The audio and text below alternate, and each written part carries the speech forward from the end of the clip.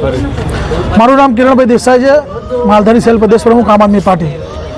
આજ રોજ સરખેજ વિસ્તારના લોકો અમદાવાદ મ્યુનિસિપલ કોર્પોરેશનમાં રજૂઆત કરવામાં આવેલા।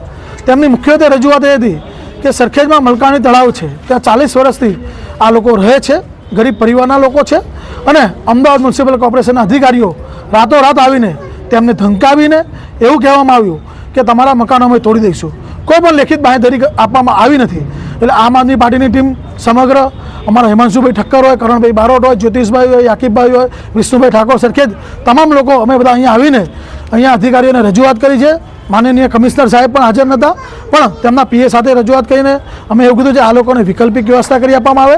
એસ્ટેટ ખાતાના અંસારી સાહેબને પણ રજૂઆત કરી છે કે જે માનનીય પૂર્વ મુખ્યમંત્રી આનંદીબેન પટેલની જે 2010ની પુનર્વસન યોજના હતી તેમાં ગરીબ લોકોને પોતાના મકાન આપે તેવી અમારી માગણી અને લાગણી છે। અને સરકારને પણ કહેવા માગીએ છીએ કે 2017માં માનનીય પ્રધાનમંત્રી સાહેબે એવું કીધેલું કોઈ પણ વ્યક્તિ ઘર વગર નહીં રહે, પણ અમને એવી ખબર હતી કે સાહેબ એવું કહેવાના ઘર વિહોણા કરી નાખવાના છે। એટલે સાહેબનું સૂત્ર આજે સચોટ સાબિત થઈ રહ્યું છે। અને અમે સરકારને બી હાથ જોડીને રજૂઆત કરીએ છીએ, તમારી કિન્નાખોરી કરવી હોય ત્યાં કરો, પણ આ ગરીબ પરિવાર ઉપર ના કરશો। અમે તમારી સાથે છે, પણ આ ગરીબો સાથે અન્યાય ના કરશો।